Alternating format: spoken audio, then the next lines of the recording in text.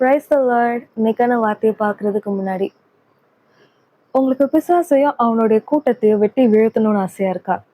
நம்ம எல்லாரும் தேவராஜ்யத்தை கட்டுறவங்க. தேவராஜ்யத்தை கட்டுற நம்மளுக்கு இருக்கிற ஒரே இலக்கு என்ன தெரியுமா? பிசாசையும் அவன் கூட இருக்கிற அந்த கூட்டத்தையும் வெட்டி வீழ்த்தணுங்கிறது தான். இன்னைக்கு வசனத்தை வச்சு அவனை எப்படி வெட்டி வீழ்த்துறது அப்படிங்கிறத நம்ம பார்க்கலாம். எடுத்துக்கொள்ளலாம். எபேசியர் 6ஆம் அதிகாரம் 17ஆம் வசனம். இரட்சணியம் என்னும் தலை சீராவையும் தேவ வசனமாகிய ஆவியின் பட்டயத்தையும் எடுத்துக்கொள்ளுங்கள். பொதுவா மனுஷேகமா ஒருத்தர் மேல கோபம் இருக்கு அப்படின்னா உலக பிரகாரமான மக்கள் என்ன பண்ணுவாங்க? கத்தி எடுத்துட்டு போய் குத்தி கொன்னுருவாங்க.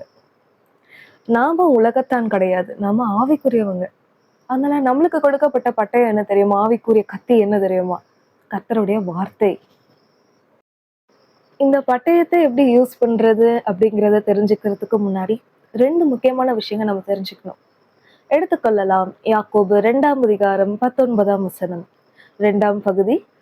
பிசாசுகளும் விசுவாசித்து நடுங்குகின்றன. மேல இருக்கிற பகுதியை வாசிச்சு பார்த்தா தெரியும். தேவனை பார்த்து பிசாசு நடுங்குதான். தேவன்னா யாரு? வார்த்தையானவர்.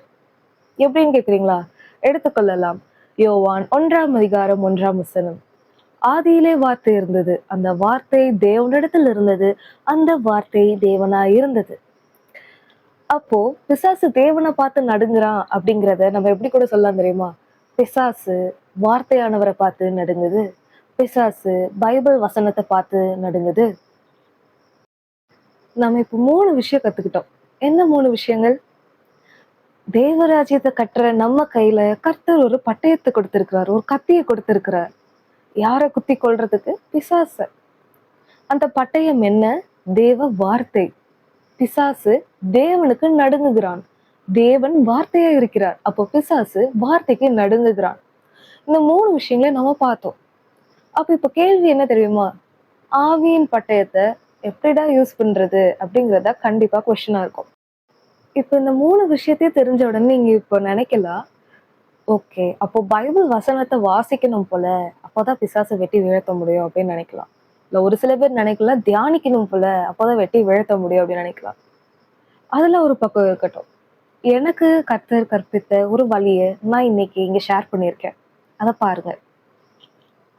எக்ஸாம்பிளுக்கு நான் கலாத்தியர் அதிகாரம் எடுத்திருக்கேன்.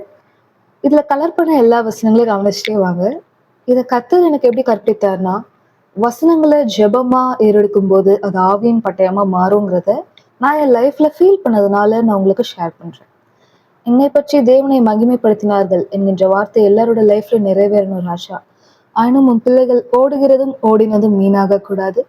கிறிஸ்துவுடனே கூட சிலுவையில் அறையப்பட்டவர்களாய் மாற்றுங்க. சத்தியத்திற்கு கீழ்ப்படியாமற் போகத்தக்கதாய் உன் பிள்ளைகளை மயக்கினவன் ஒருவனும் இருக்கக்கூடாது.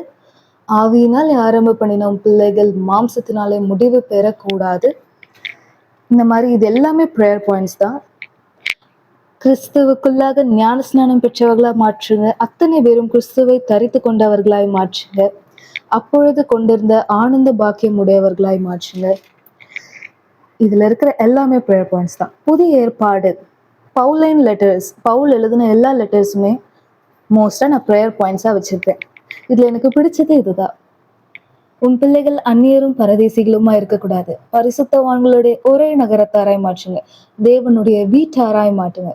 அப்போஸ்தலர் தீர்க்கதரிசிகள் என்பவர்களுடைய அஸ்திபாரத்தின் மேல் கட்டப்பட்டவர்களாய் மாற்றுங்க. அதற்கு இயேசு கிறிஸ்துவே மூளைக்கு தலைக்கல்லா இருக்கணும்.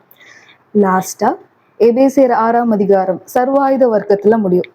சர்வாயுத வர்க்கத்தை எடுத்துக்கொள்ளணும், தரித்து கொள்ளணும். ஸோ இது எல்லாத்தையுமே நான் ப்ரேயர் பாயிண்ட்ஸா மாத்திருக்கேன்.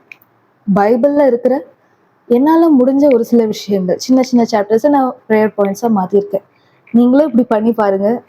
லிட்டரலா ஒரு டிஃப்ரென்ஸ் நீங்க உங்க லைஃப்ல பாப்பீங்க. இப்போ எனக்கு கர்த்தர் ஆவியின் பட்டயத்தை, தேவ வார்த்தையை யூஸ் பண்றதுக்கு இப்படிதான் கர்த்தர் கற்பித்து தந்தார். இப்போ எனக்கு இன்னொரு ஆசையும் இருக்கு. உங்களுக்கு கர்த்தர் எப்படியெல்லாம் கற்பித்து தந்தாரோ அது எல்லாத்தையுமே நீங்க கமெண்ட்ஸ்ல எழுதுங்க. நான் ரொம்ப ஆசையோடு வெயிட் பண்ணிட்டு இருக்கேன். உங்க எல்லாருக்கும் கர்த்தர் எப்படி இடைப்பட்டிருக்காருன்னு ரீட் பண்ண. ஸோ நம்ம வயசா இருப்போம், வயசா சூஸ் பண்ணுவோம். God bless you.